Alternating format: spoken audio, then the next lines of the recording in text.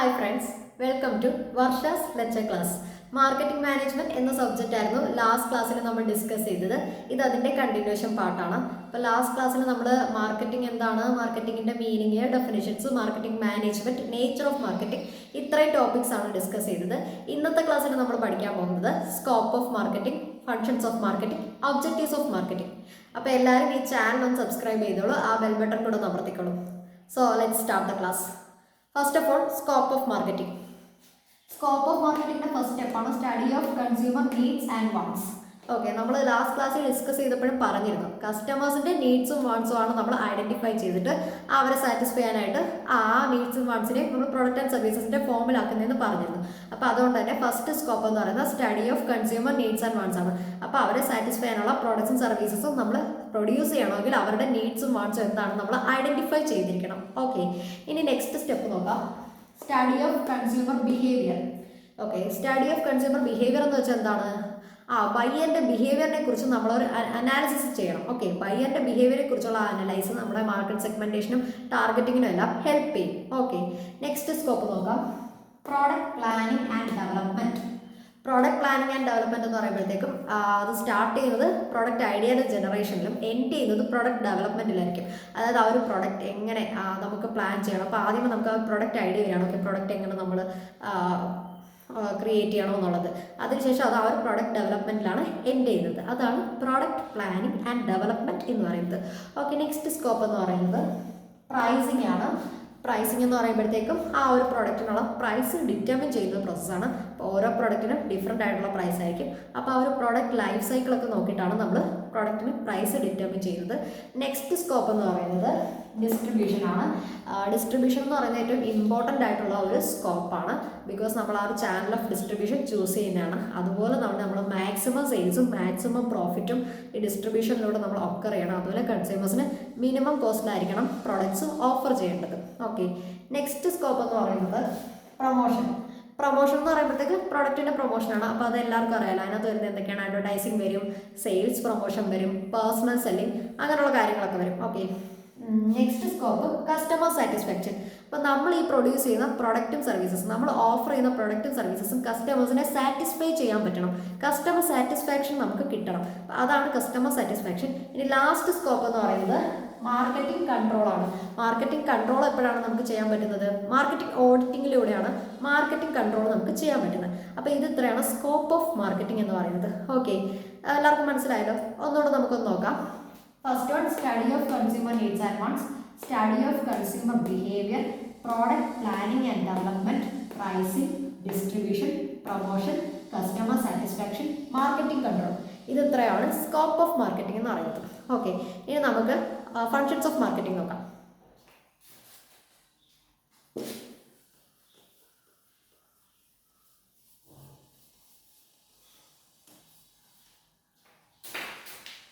Functions of marketing.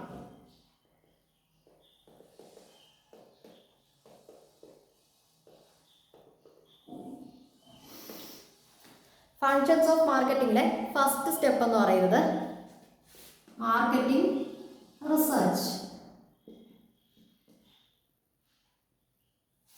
Marketing research എന്ന് വെച്ചാൽ എന്താണ്? ആ പ്രൊഡക്റ്റുമായിട്ട് ബന്ധപ്പെട്ടുള്ള എല്ലാ കാര്യത്തിനെക്കുറിച്ചും നമ്മൾ റിസർച്ച് ചെയ്യുന്നു. അതായത് ബയ്യറിൻ്റെ behaviour, effectiveness of advertising, pricing policies, അങ്ങനെ എല്ലാത്തിനും പ്രൊഡക്റ്റുമായിട്ട് ബന്ധപ്പെട്ട എല്ലാ കാര്യത്തിനെക്കുറിച്ചും നമ്മൾ റിസർച്ച് ചെയ്യുന്നതിനാണ് മാർക്കറ്റിംഗ് റിസർച്ച് എന്ന് പറയുന്നത്. ഇനി നെക്സ്റ്റ് ഫംഗ്ഷൻ എന്ന് പറയുന്നത്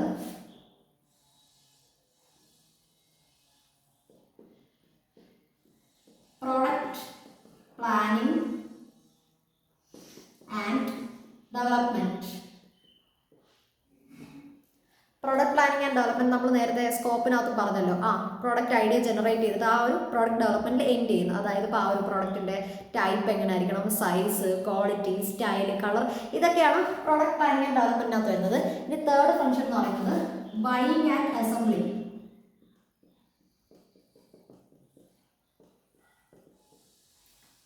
ഓക്കെ, അതിനകത്ത് വരുന്നതെന്ന് വെച്ചാൽ നമ്മുടെ റോ മെറ്റീരിയൽസ് പർച്ചേസ് ചെയ്യണം, പിന്നെ സോഴ്സ് ഓഫ് സപ്ലൈ ചൂസ് ചെയ്യണം, ഓർഡർ പ്ലേസ് ചെയ്യണം, പ്രൊഡക്ട്സ് റിസീവ് ചെയ്യണം. അത്രയും കാര്യങ്ങളാണ് ബൈയിങ് ആൻഡ് അസംബ്ലിങ്ങിനകത്ത് വരുന്നത്.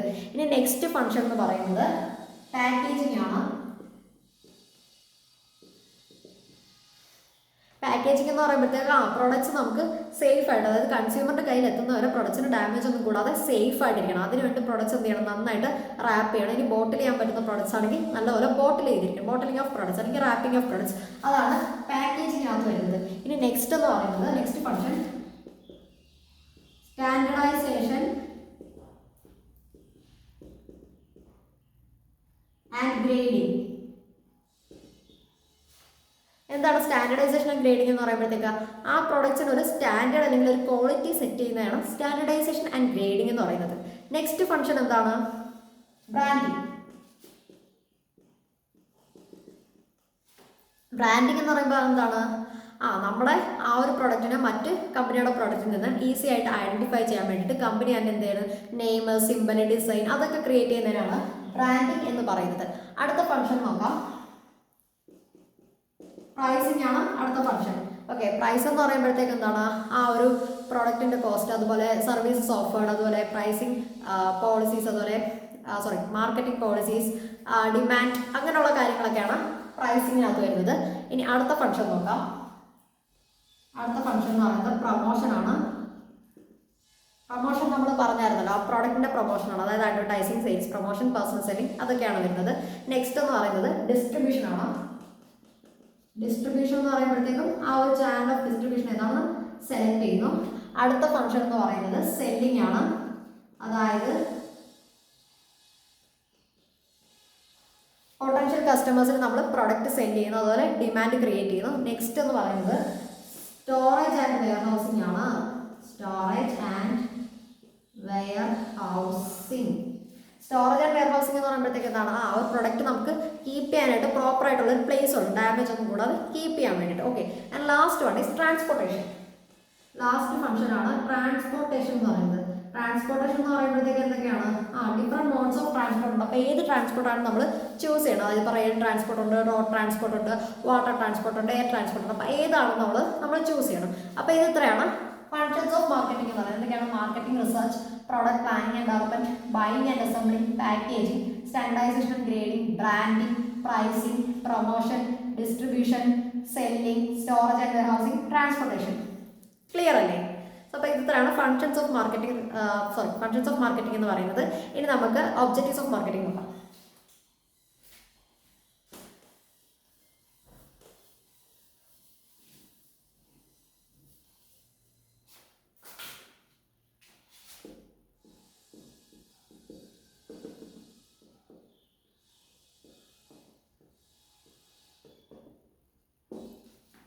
എന്തായിരിക്കും ഒബ്ജക്റ്റീവ്സ് ഓഫ് മാർക്കറ്റിംഗ് എന്ന് പറയുന്നത്? ഫസ്റ്റ് ഒബ്ജക്റ്റീവ് എന്ന് വെച്ചാൽ എന്താണ്, provide customer satisfaction.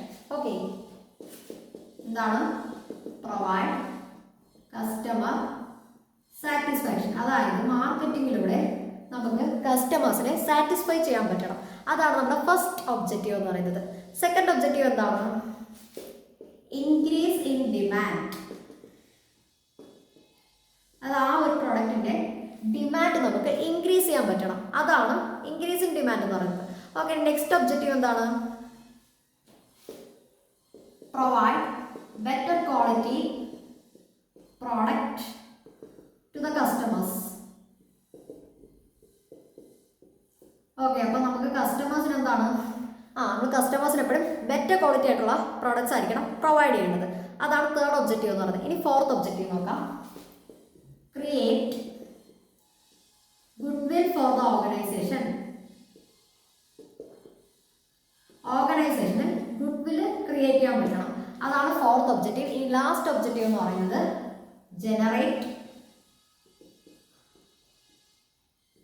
Profitable sales volume, അതായത് മാക്സിമം സെയിൽസും മാക്സിമം പ്രോഫിറ്റ് നമുക്ക് ജനറേറ്റ് ചെയ്യാൻ പറ്റണം. അതാണ് ലാസ്റ്റ് ഒബ്ജക്റ്റീവ് എന്ന് പറയുന്നത്. അപ്പോൾ ഇത് ഇത്രയാണ് ഒബ്ജക്റ്റീവ്സ് ഓഫ് മാർക്കറ്റിംഗ്. എന്തൊക്കെയാണ്, ഫസ്റ്റ് വൺ എന്ന് പറയുന്നത് provide customer satisfaction, second one increase in demand, third one provide better quality product to customers, create goodwill for the organisation, generate profitable sales volume. അപ്പോൾ ഇത് ഇത്രയാണ് ഒബ്ജക്റ്റീവ്സ് ഓഫ് മാർക്കറ്റിങ്ങിനകത്ത് വരുന്നത്. Simple ആയിട്ടുള്ള objectives ആണല്ലേ. Okay, so അപ്പോൾ ഇത്ര എല്ലാവർക്കും മനസ്സിലായല്ലോ. അപ്പോൾ നമ്മൾ ഇന്ന് എന്തൊക്കെ പഠിച്ചു, സ്കോപ്പ് ഓഫ് മാർക്കറ്റിംഗ് പഠിച്ചു, ഫങ്ഷൻസ് ഓഫ് മാർക്കറ്റിംഗ് പഠിച്ചു, ഒബ്ജക്റ്റീവ്സ് ഓഫ് മാർക്കറ്റിംഗ് പഠിച്ചു. സോ എല്ലാവർക്കും മനസ്സിലായെന്ന് വിശ്വസിക്കുന്നു. നിങ്ങളുടെ റെസ്പോൺസ് എന്തായാലും അത് കമൻറ്റിലൂടെ എന്നെ അറിയിച്ചാൽ മതി. സോ അപ്പോൾ നമുക്ക് നെക്സ്റ്റ് ക്ലാസ്സിൽ വീണ്ടും കാണാം. Thank you.